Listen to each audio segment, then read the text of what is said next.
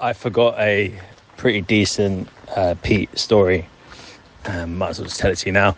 So my mum was putting together a show at the Royal Festival Hall, which was all Disney songs. So it was like Nick Cave doing the song from Snow White and Jarvis Cocker doing another Disney film, and quite a lot of artists. It was really cool. And Pete did Chim Chimney Chiroo from Mary Poppins that Dick Van Dyke sings in the film. Anyway, so they did this poster for the show, and it was drawn by Ralph Steadman, who drew the illustrations in Fear and Loathing in Las Vegas, the Hunter S. Thompson book. And he drew the above Disneyland, which is like all the Disneyland characters molesting children. And he dedicated each one to a different artist.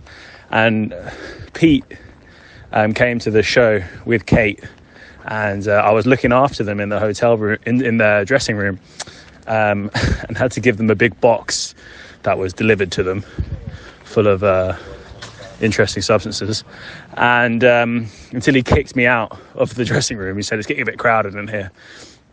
So I left. Anyway, they left, him and Kate left right after he did his song, and I never got to give him this poster.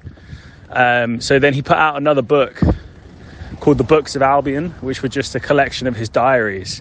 So I was trying to get hold of him, and I was ringing up his phone, like I was given a couple of phone numbers for him, and it was impossible to get hold of him. I did speak to him on the phone a couple of times, but it was just impossible to pin him down. And then I got his manager telling me that he was going to be at the book launch, and I should bring the poster along. Anyway, so I brought it along, showed it to him, and he loved it. And he gave me a copy of his book, and he signed it. And he just said, "Could you bring it and deliver it to this address?" And it was Kate Moss's address in St. John's Wood in North London.